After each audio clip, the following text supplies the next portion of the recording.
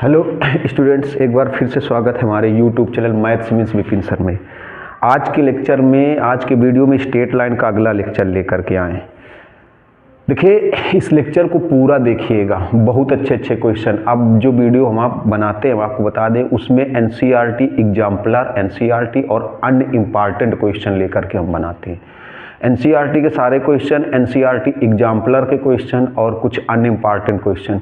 तो CBSE board, ICSE board, UP board, English medium और जो हिंदी मीडियम के बच्चे हैं, मैं हर वीडियो में बताता हूं कि हिंदी मीडियम वाले बच्चे भी इंग्लिश में मैथ पढ़ने की कोशिश करें, क्योंकि 12th के बाद, आफ्टर 12th, आप मैथ इंग्लिश में ही मिलेगी आपको। इसलिए अभी से आप मैथ को इंग्लिश में पढ़ने की कोशिश करें।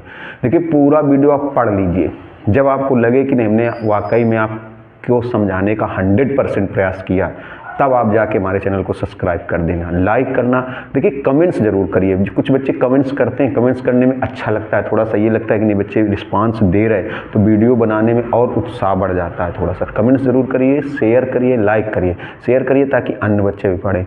और आपको जब लगे कि नहीं, हमने आपको 100% समझाने का प्रयास किया, तब आप जाके हमारे चैनल को सब्सक्राइब जरूर कर देना, ताकि आने वाले समय में आपको 12th क्लास के वीडियो और कंपटीशन के वीडियो भी अवेलेबल रहेंगे, नोटिफिकेशन मिलता रहेगा।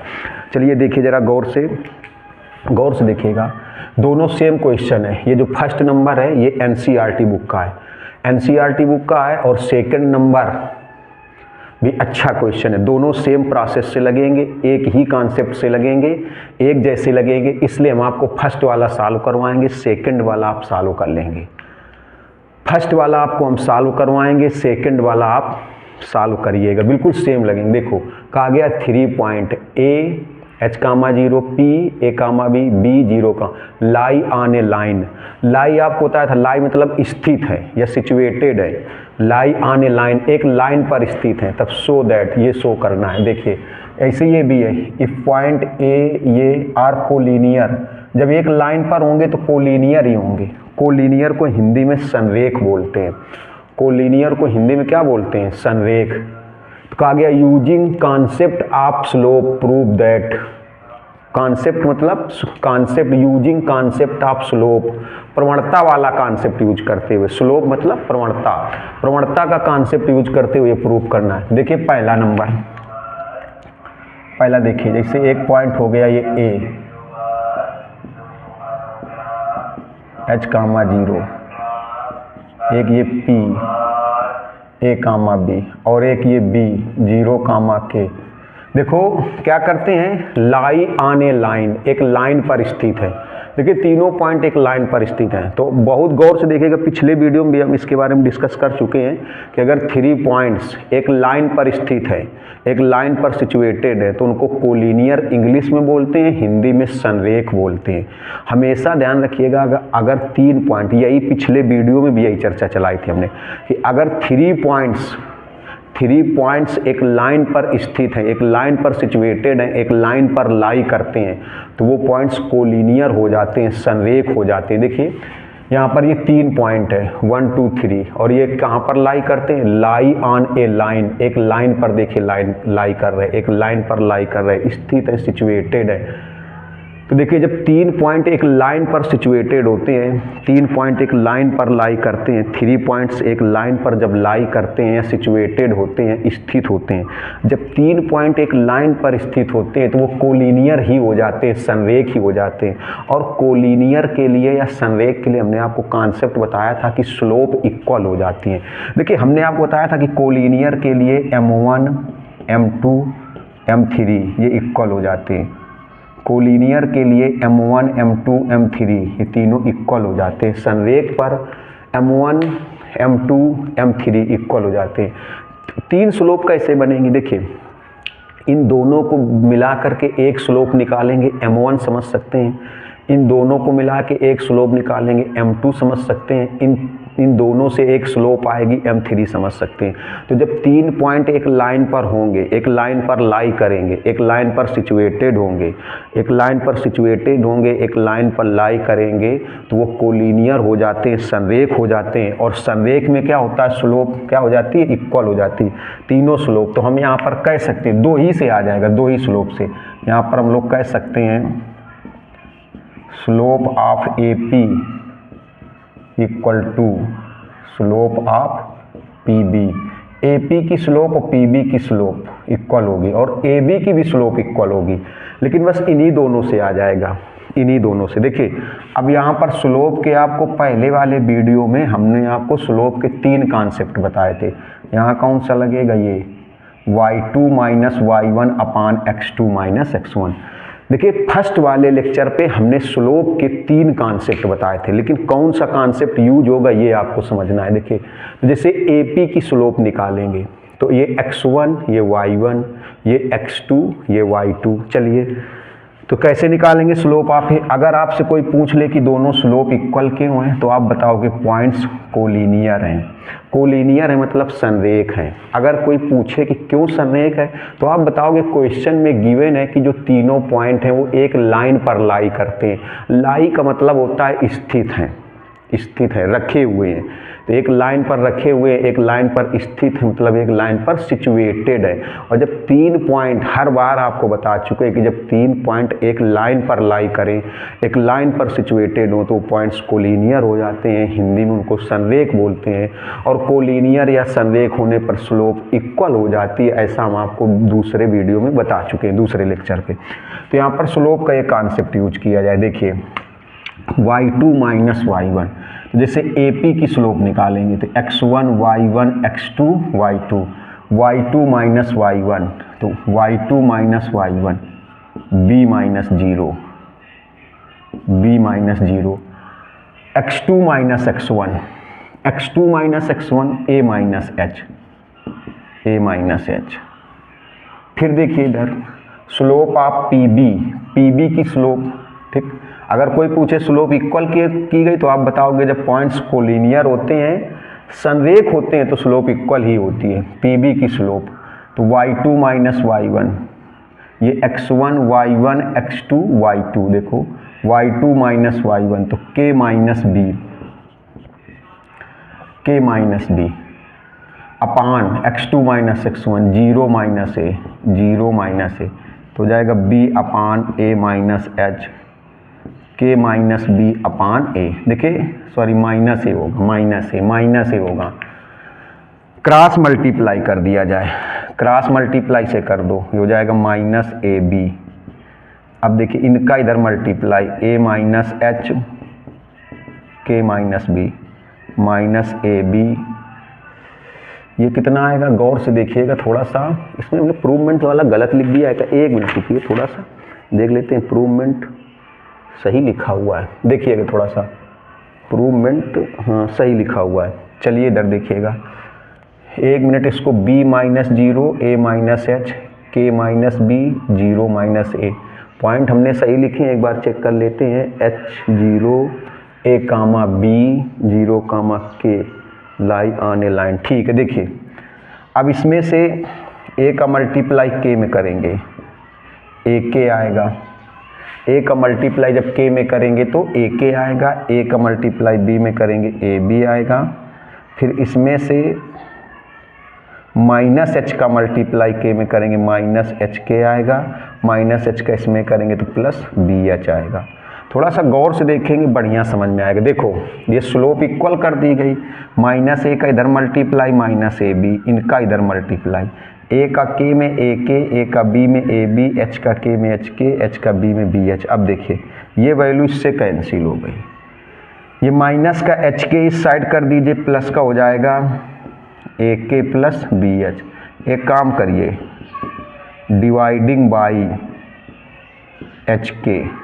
hk से सबको डिवाइड कर दो। देखो hk से hk को डिवाइड कर दो, इसको भी hk से डिवाइड कर दो और इसको भी hk से डिवाइड कर दो। hk से सबको डिवाइड कर दिया गया, देखिएगा hk से, तो hk से इसको डिवाइड किया 1 आया, यहाँ k से k cancel a upon h आया, यहाँ h से h कैंसिल b अपान k आया। अब देखिए जो प्रूव करना था वो प्रूव हो गया। और दूसरा सेम क्वेश्चन, इसमें भी कोलिनियर बोला गया, ये प्रूव करना है। तो आप इसका स्क्रीनशॉट ले लीजिए, इसके बाद देखिए कुछ अच्छे क्वेश्चन, जल्दी से स्क्रीनशॉट ले लीजिए, फिर इसके बाद कुछ अच्छे क्वेश्चन देखिए। देखिए जो क्वेश्चन स्क्रीन पर लिखा हुआ ये भी एनसीईआरटी का है। एनसीईआरटी एग्जाम्पलर और अन्य इम्पॉर्टेंट क्वेश्चन आपको हमारे वीडियो में मिलेंगे। ऐसा नहीं कि सब एनसीईआरटी से कुछ अलग हटके जो और भी इम्पॉर्टेंट क्वेश्चन होते हैं वो भी मिलेंगे। तो कहा गया है find the slope of a line. देखिए जिसने अभी हमारा पहला लेक्चर ना देखा हो स्ट्रेट लाइन का, हम उनसे यही कहेंगे कि आप जा कर के पहला लेक्चर देख लीजिए। तो आपको स्लोप के जो 3 कॉन्सेप्ट हमने बताए थे, स्लोप निकालने के जो 3 कॉन्सेप्ट बताए थे, और ये भी बताया था कि तीनों कॉन्सेप्ट में से कौन सा कॉन्सेप्ट कब यूज होगा। तो वो तो क्वेश्चन के अकॉर्डिंग। तो आप जा कर के सबसे पहले स्ट्रेट लाइन का फर्स्ट लेक्चर देखिए। बहुत बड़ा लेक्चर नहीं है स्ट्रेट लाइन का जो फर्स्ट लेक्चर है, मात्र आधा घंटे का, लेकिन उसमें स्लोप के सारे कॉन्सेप्ट क्लियर हो जाएंगे और आपको पता चल जाएगा कि नहीं कौन सा कॉन्सेप्ट कब यूज करना है। तो देखिए जरा यहाँ पर क्या बोला गया है, कहा गया find the slope of a line. एक लाइन की स्लोप बतानी है विच बाइसेक्ट द, 2 पार्ट हैं। पहले पार्ट में which bisect the first quadrant angle, which bisect जो हिंदी में बता दें, which bisect the first quadrant angle मतलब जो प्रथम चतुर्थांश के एंगल को बाइसेक्ट समद्विभाजित करती है, समद्विभाजित करती है। देखिए जरा बाइसेक्ट, विच बाइसेक्ट कैसे होगा, देखो फिगर देखिए। ये जैसे ओरिजिन है, ये एक्स एक्सिस है, ये एक्स डैश है, ये वाई एक्सिस है, ये वाई डैश है। कहा गया find the slope of a line. एक लाइन की स्लोप बतानी है which bisect the first quadrant angle, which bisect the first quadrant angle. First quadrant का मतलब हो गया प्रथम चतुर्थांश में जितना एंगल बनता है, प्रथम चतुर्थांश में जितना एंगल बनता है उसको बाइसेक्ट कर देती है। बाइसेक्ट का मतलब हिंदी में बोलते हैं समद्विभाजित कर देती है। समद्विभाजित को और तोड़ के समझे मतलब 2 बराबर भागों में बांट देती है। तो ऐसी लाइन के लिए आपको स्लोप बताना है, ऐसी लाइन के लिए आपको स्लोप बताना है जो फर्स्ट क्वाड्रेंट के एंगल को बाइसेक्ट कर देती है। बाइसेक्ट मतलब 2 बराबर भागों में बांट देती है।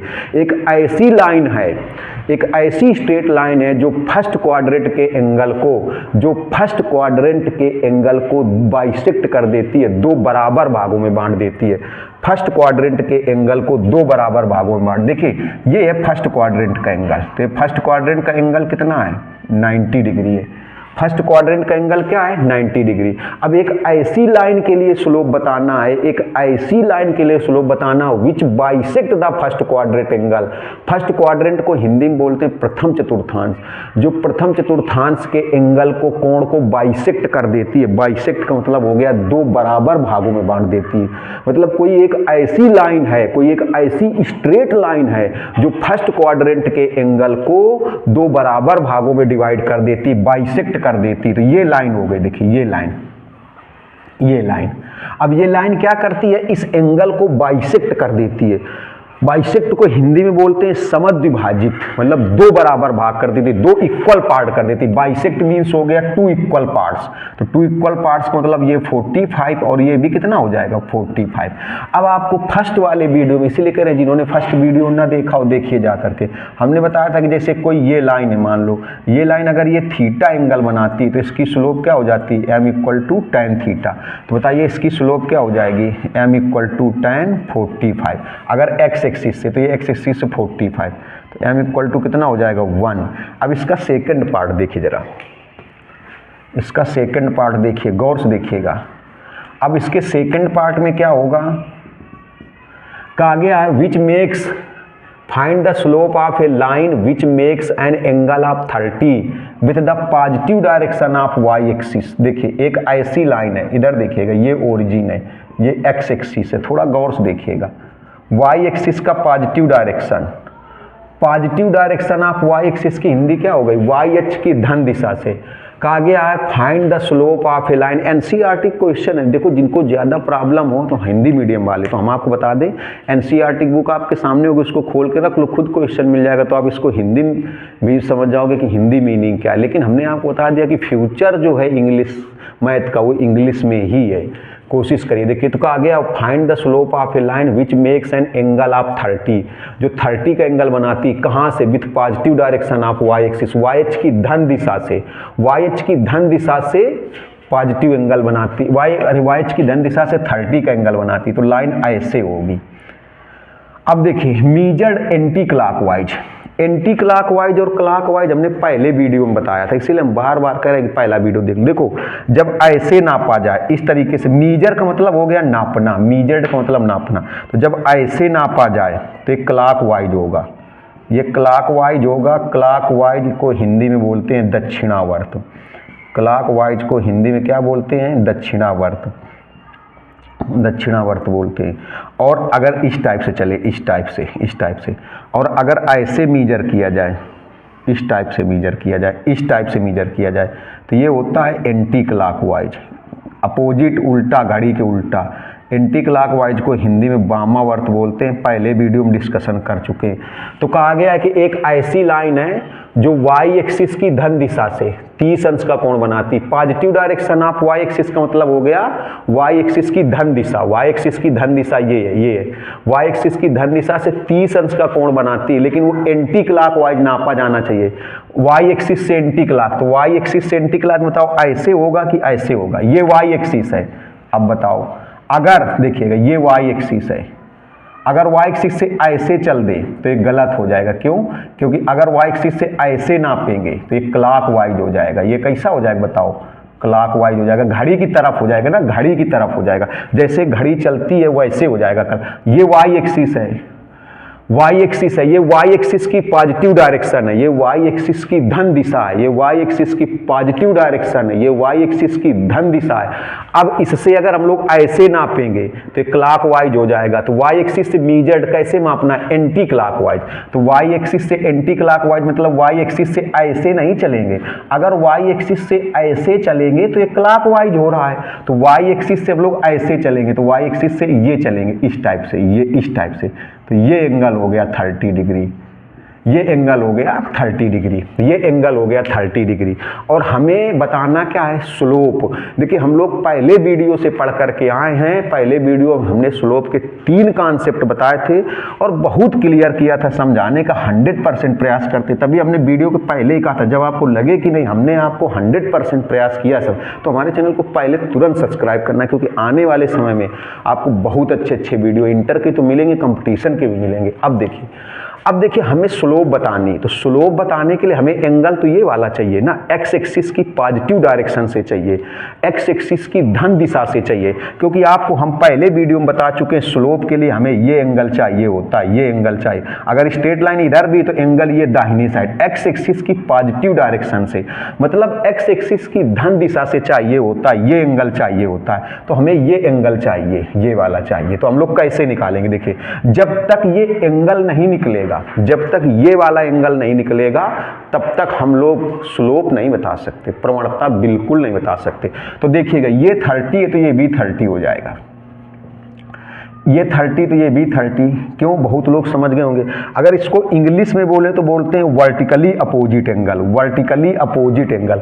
ये 30 तो ये भी 30, इंग्लिश में इसको बोलेंगे वर्टिकली अपोजिट एंगल, हिंदी में बोलेंगे शीर्षाभिमुख। शीर्षाभिमुख मतलब आमने सामने के कोण, आमने सामने के कोण, और आमने सामने के कोणों को इंग्लिश में बोलते हैं वर्टिकली अपोजिट एंगल। तो अगर ये 30 है तो ये भी 30 हो जाएगा। अब जरा देखिएगा ये कितना होगा? 90 होगा, ये 90 होगा। अच्छा ये ट्रायंगल बन गया, त्रिभुज बन गया, ट्रायंगल बन गया। सबको पता है कि एक ट्रायंगल के तीनों इंटीरियर एंगल का जो सम होता है 180 होता है, मतलब एक त्रिभुज के तीनों अंता कोणों का योगफल 180 होता है। Sum of interior angle of a triangle, sum of interior angles of a triangle are 180, मतलब एक त्रिभुज के तीनों अंता कोणों का जो योगफल होता है वो 180 होता है। तो अब बताइए जरा, ये ट्रायंगल है, देखिए ये इतना सारा, इतना छोटा सा ट्रायंगल है, तो ये 30, ये 90, तो ये कितना बचेगा बताओ? तीनों एंगल का सम कितना होता है? 180, तीनों एंगल का सम 180, तीनों एंगल का योगफल 180। तो 30 और 90 प्लस करेंगे तो 120 आएगा, 120 मतलब 120, तो इसका मतलब ये 60 होगा, ये कितना होगा? 60 होगा। अब देखिए ये 60 हुआ, गौर से देखिएगा, ये 60 होगा तो ये कितना होगा? ये फिर 120 होगा। क्यों? क्योंकि एक स्ट्रेट लाइन कितना एंगल बनाती है? 180 बनाती है। एक सीधी रेखा कितना कोण बनाती है? 180। भैया जैसे आपसे कह दिया जाए ये अगर थीटा है तो इस साइड का कितना होगा? 180 माइनस थीटा। क्यों? क्योंकि ये स्ट्रेट लाइन जो होती है एक स्ट्रेट लाइन 180 एंगल बनाती है, एक स्ट्रेट लाइन एक सीधी रेखा जो होती है 180 का बनाती है। देखिए तो ये 120 आया, तो अब स्लोप कैसे निकालोगे? देखो स्लोप m इक्वल टू हो जाएगा tan 120, जैसे ये थीटा तो tan थीटा। अब आपको पता है इसको क्या लिखोगे, tan 90 प्लस 30, और आपको पता है कि tan 90 प्लस 30 माइनस काट 30, तो काट 30 की वैल्यू कितनी होती है √3, काट 30 की वैल्यू कितनी होती है √3, तो स्लोप आ जाएगी -√3। बहुत अच्छा से प्रयास किया है समझाने के लिए, इसीलिए कहना अगर अभी आपको लग रहा है नहीं समझ में आने लगा तो सब्सक्राइब जरूर करिए। लीजिए स्क्रीनशॉट आगे बताते हैं। देखिए स्क्रीनशॉट ले लिया होगा, तो ये एक अच्छा क्वेश्चन लिखा है। देखिए इस टाइप का क्वेश्चन प्रीवियस वीडियो में बताया था, पिछले वाले वीडियो में इस टाइप क्वेश्चन बताया था। एनसीईआरटी बुक से बहुत अच्छा क्वेश्चन, थोड़ा समझिएगा, जल्दी से देखिएगा। कहा गया the slope of a line is double of the slope of another line, मतलब एक लाइन की प्रवणता दूसरी रेखा की प्रवणता की दोगुनी है। एक रेखा की प्रवणता दूसरी रेखा की प्रवणता की दोगुनी है। If tangent of the angle between them, इसको बिटवीन पढ़ते हैं, B/W लिखा है। B/W का मतलब हो गया बिटवीन, उनके बीच का। इफ द टेंजेंट, टेंजेंट का मतलब हो गया tan, वैसे तो स्पर्शी बोलते हैं। Tangent of the angle between them, मतलब उनके बीच का जो एंगल होगा, उनके बीच का जो कोण होगा उसका टेंजेंट, मतलब उसका tan, मतलब जो दो लाइन है, जैसे ऐसे आपको बताया था, कॉन्सेप्ट बताया था प्रीवियस वीडियो में बताया। जैसे एक लाइन की ये θ1 है, स्लोप एंगल θ1 θ2 दोनों के बीच का एंगल थीटा है। ये लाइन θ1 एंगल बनाती है एक्स एक्सिस से, ये लाइन θ2 एंगल बनाती है और दोनों के बीच का एंगल थीटा है। तो कहा गया है tangent of angle between them, उनके बीच का जो एंगल है उसका टेंजेंट। अच्छा है क्या, जैसे एक लाइन की स्लोप m है तो दूसरे लाइन की कितनी हो जाएगी 2m हो जाएगी। देखिएगा जरा क्या क्या गिवन है। कहा गया the slope of a line is double of the slope of another line, मतलब एक लाइन की जो स्लोप है वो दूसरे लाइन की स्लोप की डबल है। एक लाइन की जो स्लोप है वो दूसरे लाइन की स्लोप की डबल है। अगर एक लाइन की स्लोप मतलब प्रवणता, अगर एक लाइन की प्रवणता m है तो दूसरी लाइन की प्रवणता कितनी हो जाएगी 2m हो जाएगी। अगर एक लाइन की प्रवणता m है तो दूसरी जो लाइन होगी उसकी प्रवणता कितनी हो जाएगी 2m हो जाएगी।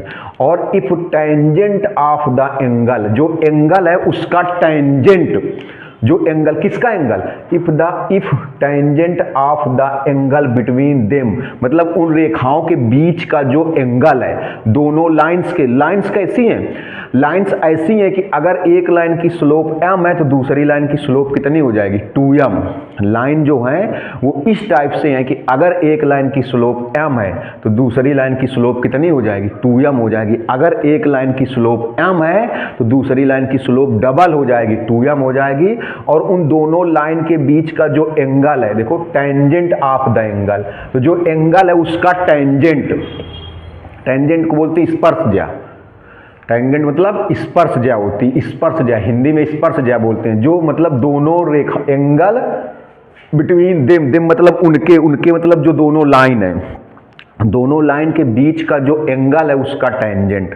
तो दोनों लाइन के बीच का एंगल कितना है थीटा।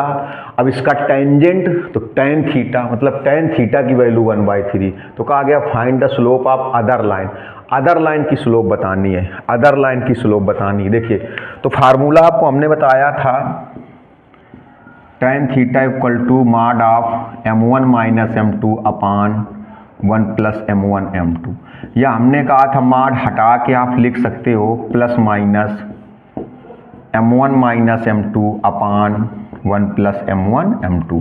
थोड़ा कैलकुलेशन देखिएगा, tan थीटा की वैल्यू सीधे 1/3, tan थीटा की वैल्यू 1/3 क्यों, क्योंकि टेंजेंट ऑफ एंगल, अगर दोनों रेखाओं के बीच का, अगर दोनों लाइंस के बीच का एंगल थीटा होगा तो एंगल का जो टेंजेंट होगा वो tan थीटा होगा, एंगल का जो टेंजेंट होगा वो tan थीटा।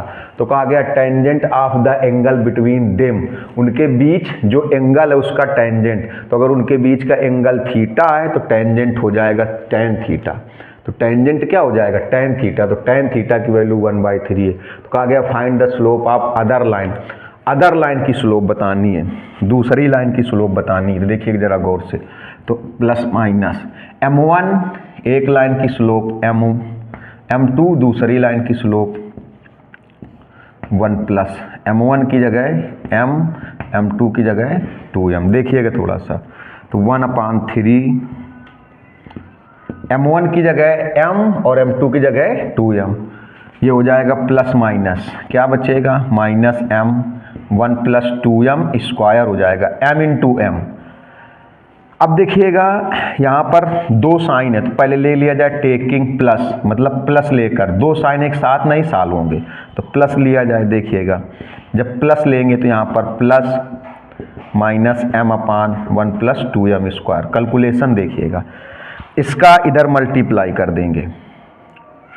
चलिए देखिए 1 प्लस 2m स्क्वायर का 1 पे मल्टीप्लाई, तो 1 plus 2m square, minus plus minus हो जाएगा और उसमें 3 का मल्टीप्लाई तो हो जाएगा -3m, तो हो जाएगा 2m स्क्वायर, इधर आएगा तो plus 3m plus 1 equal to 0।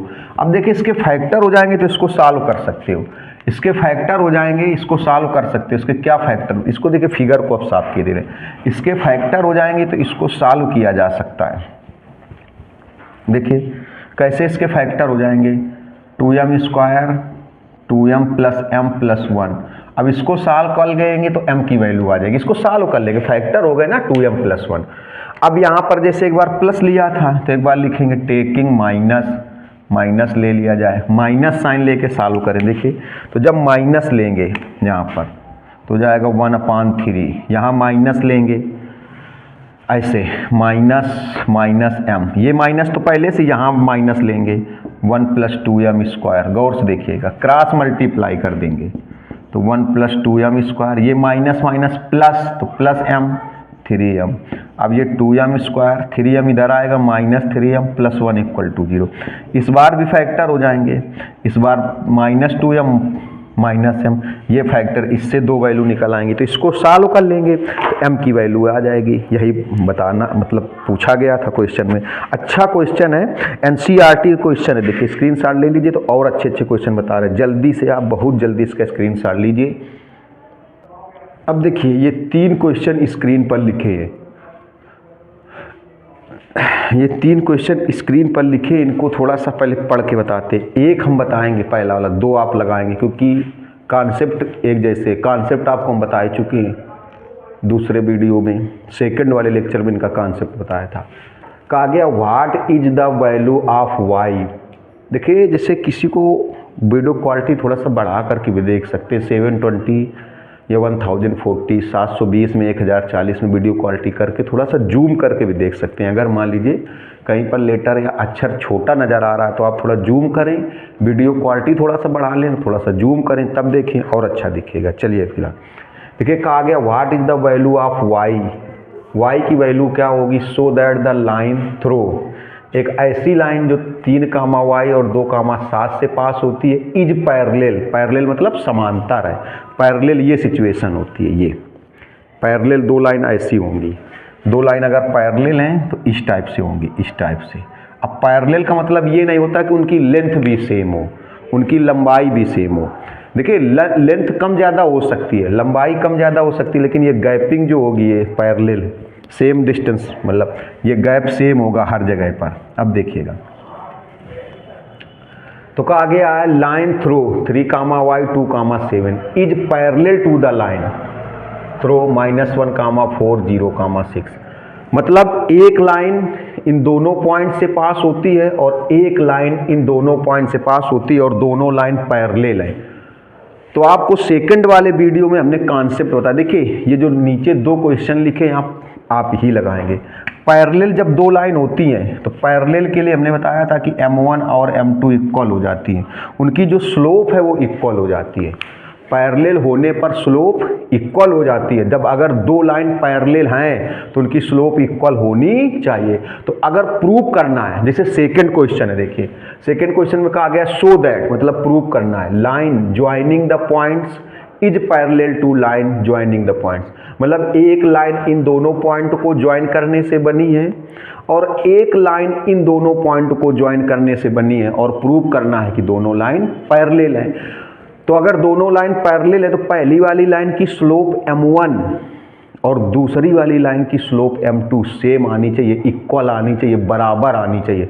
तो पहले ये देखो, पहली वाली लाइन इन दोनों पॉइंट को ज्वाइन करने से बनी है, तो इन दोनों पॉइंट को ज्वाइन करने वाली लाइन की स्लोप फाइंड आउट करेंगे, m1 हो जाएगी। इन दोनों पॉइंट को ज्वाइन करने वाली लाइन की स्लोप फाइंड आउट करेंगे, m2 हो जाएगी। और अगर m1 की वैल्यू m2 के वैल्यू के इक्वल आ जाए तो आप समझ जाइए पैरेलल है। अब देखिए जरा गौर से, तो पहले वाले में क्या बोला गया है? पहले वाले में आपको बोला गया है कि line find the value of y so that the line through, एक लाइन इन दोनों पॉइंट से पास होती है, is parallel to line through, मतलब एक लाइन इन दोनों पॉइंट से पास होती है। तो जो इन दोनों पॉइंट से लाइन पास होती है 3, y 2, 7 से, और जो लाइन -1, 4 और 0, 6 से पास होती है, दोनों लाइन पैरेलल है।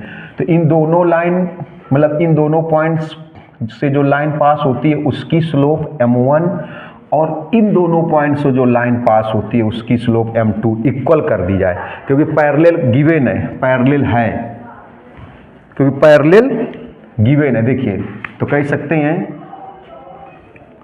ऐसे, फर्स्ट वाला देखिए, तो पहले क्या होगा, लाइन्स आर, चूंकि हमें पता है लाइन्स आर पैरेलल, इसमें प्रूव नहीं करना है, प्रूव सेकंड वाले में करना है। लाइन्स आर पैरेलल, तो हम लोग कह सकते हैं m1 equal to m2। m1 मतलब पहले वाली लाइन की स्लोप, और पहले वाली लाइन इन दोनों पॉइंट से पास होती है, तो स्लोप का कौन सा कॉन्सेप्ट लगाओगे? सबसे पहले वाले लेक्चर में हमने आपको स्लोप के 3 कॉन्सेप्ट बताए थे। यहाँ पर स्लोप का कौन सा कॉन्सेप्ट लगेगा? y2 माइनस y1 अपान x2 माइनस x1, ये कॉन्सेप्ट लगेगा। तो पहली वाली लाइन की स्लोप निकाली जाए तो पहली वाली लाइन की स्लोप इन दोनों पॉइंट से आएगी, ये कॉन्सेप्ट लगाओगे। देखो तो आ जाएगा y2 माइनस y1, तो 7 माइनस y, ये आएगा 7 minus y upon x2 minus x1, x2 minus x1, तो हो जाएगा 2 minus 3, 2 minus 3 equal to m2 second line की स्लोप। तो सेकेंड वाली लाइन इन दोनों पॉइंट से पास होती है, तो सेकेंड वाली लाइन की स्लोप देखो y2 माइनस y1 अपान x2 माइनस x1। तो कैसे होगा ये, x1 y1 x2 y2, तो y2 माइनस y1 तो 6 माइनस 4, 6 माइनस 4 अपान x2 माइनस x1, x2 कितना है 0, minus x1 minus x2 minus x1, x1 की जगह -1 रखोगे तो माइनस माइनस प्लस हो जाएगा। अब ये 7 माइनस y अपान -1, ये 2 अपान 1, क्रॉस मल्टीप्लाई कर दीजिए तो 7 1 का मल्टीप्लाई करेंगे 7 माइनस y, -1 का करेंगे तो -2, ये माइनस y माइनस 2, 7 इस साइड जाएगा -7, तो हो जाएगा -9, तो y की वैल्यू कितनी हो गई 9 हो गई। अब सेकंड वाले क्वेश्चन में ऐसे क्या करोगे, इन दोनों पॉइंट्स को ज्वाइन करने वाली लाइन की स्लोप निकालोगे m1 आएगी, और इन दोनों पॉइंट्स को ज्वाइन करने वाली लाइन की स्लोप निकालोगे m2 आएगी। और आप देखिएगा दोनों की स्लोप बिल्कुल सेम आएगी, दोनों की स्लोप बिल्कुल क्या आएगी सेम, तभी ये पैरेलल हो जाएंगी। थर्ड वाले को और थोड़ा सा बता देते हैं। देखिए थर्ड वाले में कहा गया है सो दैट, मतलब प्रूव करना है, line joining the points is perpendicular line joining the points. तो परपेंडिकुलर में हमने आपको बताया था सेकंड वाले लेक्चर में कि जब दो लाइन परपेंडिकुलर मतलब ये सिचुएशन, 90 डिग्री का एंगल बनेगा 90। तो अगर दो लाइन परपेंडिकुलर हैं तो उनकी स्लोप का प्रोडक्ट -1 आना चाहिए, मतलब उनकी स्लोप का मल्टीप्लाई -1 होना चाहिए, मतलब उनकी स्लोप का गुणा, मतलब उनकी प्रवणताओं का गुणनफल -1 होना चाहिए। अगर जैसे दो लाइन परपेंडिकुलर हैं तो उनकी स्लोप का जो प्रोडक्ट होगा मीन्स उनकी स्लोप का जो मल्टीप्लाई होगा वो -1 होना चाहिए। मतलब जैसे पहले वाली लाइन की स्लोप m1 और दूसरे वाली लाइन की स्लोप m2, तो m1 और m2 का मल्टीप्लाई -1 होना चाहिए, मतलब m1 into m2 equal to -1 होना चाहिए।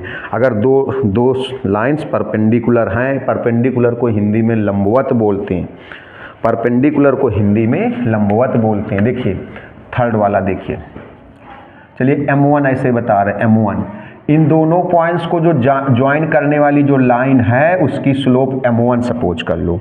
दोनों पॉइंट्स को ज्वाइन करने वाली जो लाइन है उसकी स्लोप को क्या ले लिया जाए, m1।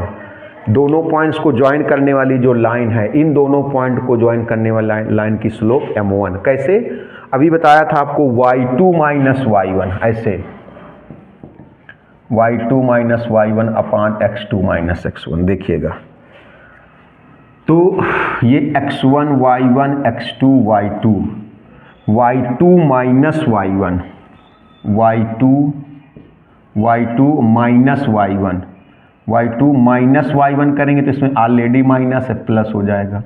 x2 माइनस 2 है, माइनस x1 2। देखिए तो ये स्लोप आ जाएगी 10/-4 माइनस 5/2। अब इन दोनों पॉइंट को ज्वाइन करने वाली लाइन की स्लोप निकाली जाए, m2 इसको सपोज कर लो, m2। ये जो दो पॉइंट हैं इनको ज्वाइन करने वाली लाइन की स्लोप m2। देखिएगा इसमें भी y2 minus y1, y2 minus y1, x2 minus x1, x2 minus x1, ये हो जाएगा -2/-5, मीन्स माइनस माइनस कैंसिल 2/5। अब इन दोनों का प्रोडक्ट लिया जाए, दोनों का मल्टीप्लाई लिया जाए। देखिए ऐसे m1 इंटू m2, m1 की वैल्यू m2 की वैल्यू 5 से 5 कैंसिल, 2 से 2 कैंसिल, तो m1 into m2 equal to -1 से लिख देंगे हेंस अतः lines are perpendicular, lines are perpendicular मतलब जो लाइन है वो लंबवत है। अगर दोनों का प्रोडक्ट -1 ना होता तो परपेंडिकुलर ना होती, परपेंडिकुलर मतलब दोनों लंबवत हैं।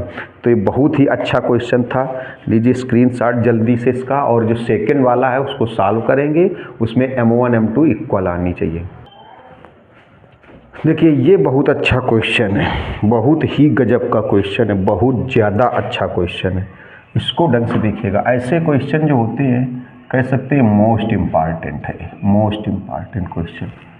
जो हिंदी मीडियम के स्टूडेंट्स हैं हर वीडियो में बोलते हैं, इसमें भी बोल चुके हैं, फिर भी बोल दे रहे, इंग्लिश में ही पढ़िए मैं तो फ़ायदेमंद होगा। सुनिए, कहा गया by using the concept of slope, slope का कॉन्सेप्ट यूज करते हुए prove that the diagonals of rhombus are at right angles, prove that the diagonals of rhombus are at right angle. मतलब हिंदी में आपको बता दें, प्रवणता का प्रयोग करते हुए, प्रवणता का प्रयोग करते हुए सिद्ध करिए कि समचतुर्भुज के विकर्ण समकोण पर काटते हैं। हिंदी में जैसे हमने बोल दिया तो आप पेन और रजिस्टर साथ लेकर बैठिए, आप लिख भी सकते हैं इसकी हिंदी मीनिंग।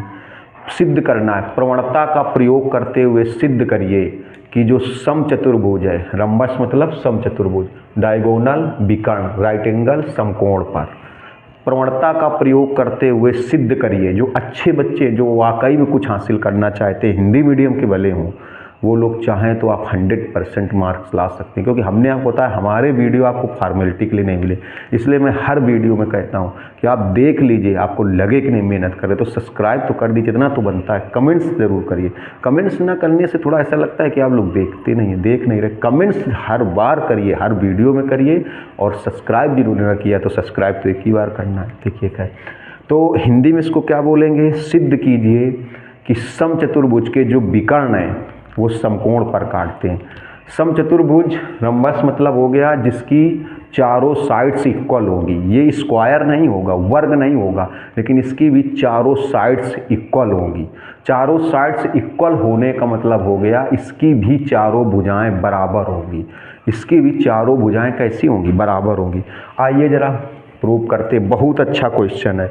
तो कहा गया using concept of slope, slope का कॉन्सेप्ट मतलब प्रवणता का कॉन्सेप्ट यूज करते हुए prove that the diagonal of rhombus are at right angle, जो रम्बस के डायगोनल हैं, विकर्ण हैं, वो समकोण पर काटते हैं, समकोण पर काटते हैं। देखिए जरा कैसे प्रूव करेंगे, थोड़ा सा गौर से देखते हैं। आइए जरा ढंग से कैसे देखेंगे। बहुत गौर से देखेंगे, एक एक चीज़ क्लियर करेंगे। हम कोशिश करते हैं 100% समझाने की आपको। देखिएगा ज़रा, फिर भी अगर कोई चीज़ छूट जाती तो आप कमेंट्स करिए, या तो मान लीजिए वीडियो को रिवर्स करके थोड़ा सा देख लीजिए। तो ये जो रम्बस है किसको बोलते हैं?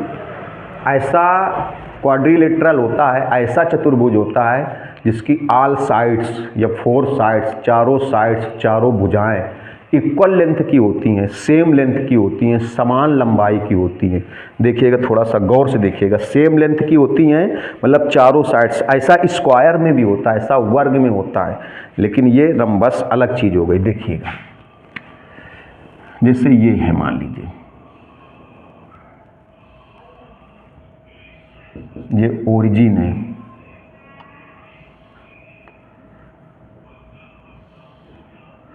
अरे भैया स्ट्रेट नहीं आ रही, सीधी नहीं आ रही, ये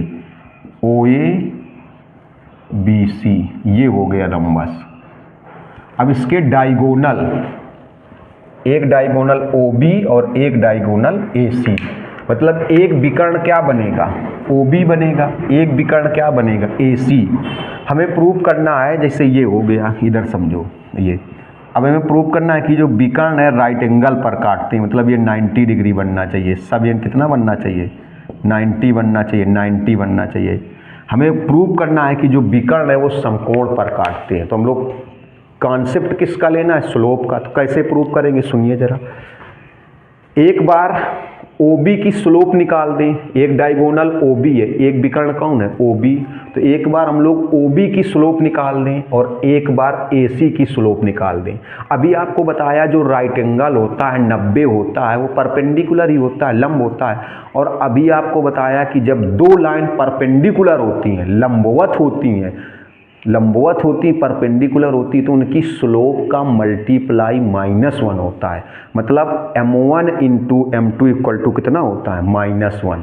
M1 into M2 equal to -1, M1 into M2 equal to -1, M1 into M2 equal to -1।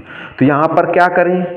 एक बार हम लोग OB की स्लोप निकाल दें, इसको समझ लें M1, और एक बार AC की स्लोप निकाल दें, इसको समझ लें M2।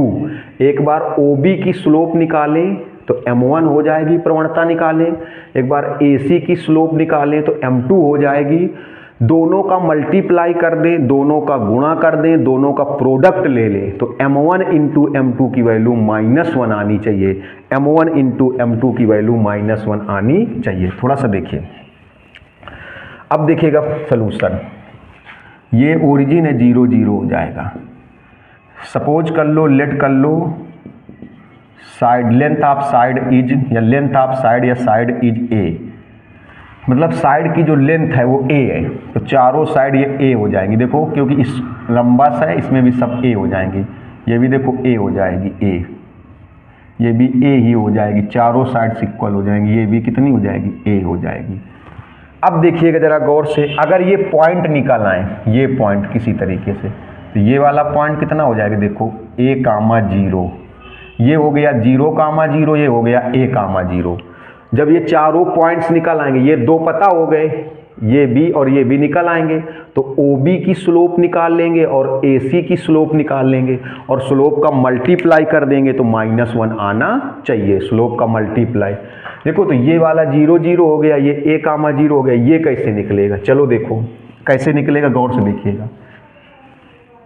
ये वाला पॉइंट कैसे निकलेगा? देखिएगा, जैसे ऐसे, ये ऐसे परपेंडिकुलर ले लो, ऐसे। इसको आप सपोज कर लो ये H है, और ये सपोज कर लो K है, ऐसे। तो ये वाला पॉइंट क्या हो जाएगा बताओ? ये H, ये K, तो ये वाला पॉइंट क्या हो जाएगा बताओ? ये वाला पॉइंट हो जाएगा, ये वाला पॉइंट क्या हो जाएगा? H,K। ये वाला पॉइंट हो जाएगा H,K, H,K। अब देखिए, फिर यहाँ पर भी अगर देखा जाए तो ये डिस्टेंस कितनी है? H, तो ये भी डिस्टेंस कितनी होगी? H होगी, क्योंकि ये लाइन आपस में पैरेलल होती हैं। ये कितनी होगी? H, और ये भी कितनी हो जाएगी? K। तो अब बताइए ये पॉइंट कितना होगा? देखो, ये वाला पॉइंट यहाँ से यहाँ तक की डिस्टेंस, यहाँ से यहाँ तक की यहाँ तक की, तो यहाँ से यहाँ तक A है और इतनी ये H है, तो कितना हो जाएगा? A + H और कामा के। एक बार फिर रफली से देखिए, थोड़ा सा इधर देखिएगा, इधर रफली, क्योंकि देखिए ये जैसे है ऐसे बना था, ऐसे जिसे कम समझ में आया होगा ना, तो सब चीज़ का सलूशन है। आप देखिए जैसे ये तो ए था, चलो ये कितना निकला 0, 0, ये कितना हुआ a, 0।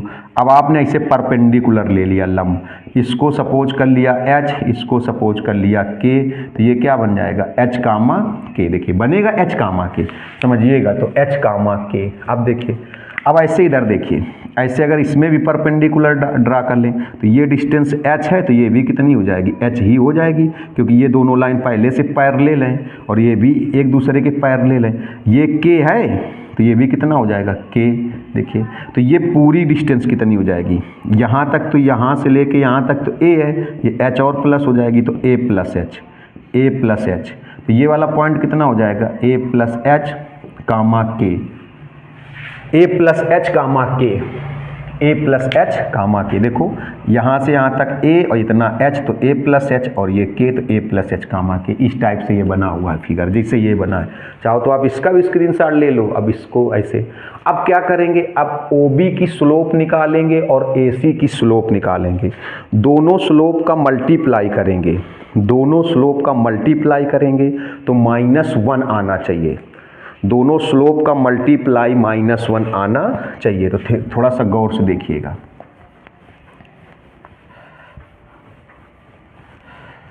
देखिएगा पहले OB की स्लोप, स्लोप ऑफ OB, इसको हम लोग m1 सपोज कर लें। कौन सा कॉन्सेप्ट लगेगा, ये वाला y2 माइनस y1 अपान x2 माइनस x1। देखिए OB की स्लोप, OB, तो ये हो जाएगा x1 y1 x2 y2, y2 minus y1 k minus 0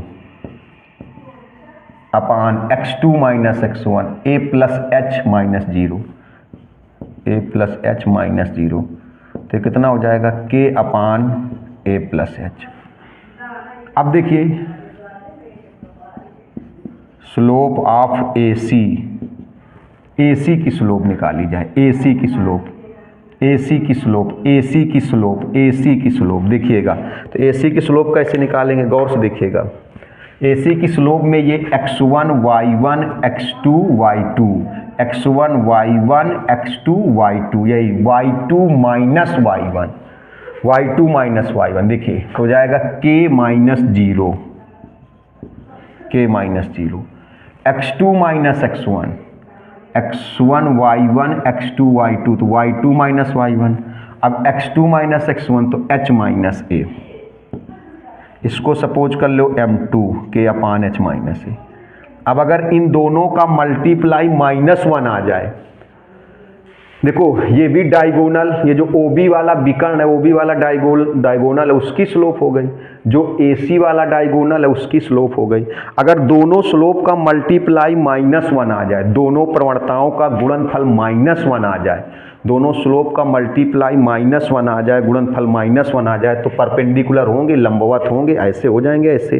अब देखिएगा, चलिए मल्टीप्लाई कर दो m1 इंटू m2। m1 की वैल्यू है k upon a plus h, m2 की वैल्यू है k upon h minus a। तो हो जाएगा m1 into m2 equal to k square. देखिए इसमें हम लोग कह सकते हैं फार्मूला बन गया, इसको आप h प्लस a लिख दो, h प्लस a लिख दो, h प्लस a, तो फार्मूला बन जाएगा a plus b a minus b, a plus b a minus b, a plus b a minus b। ये हो जाएगा a square minus b square, a plus b a minus. अब ये आना कितना चाहिए -1, अभी तो -1 नहीं आया, क्योंकि स्लोप जो है पहले वाले डायगोनल OB की स्लोप m1, दूसरे वाले की m2।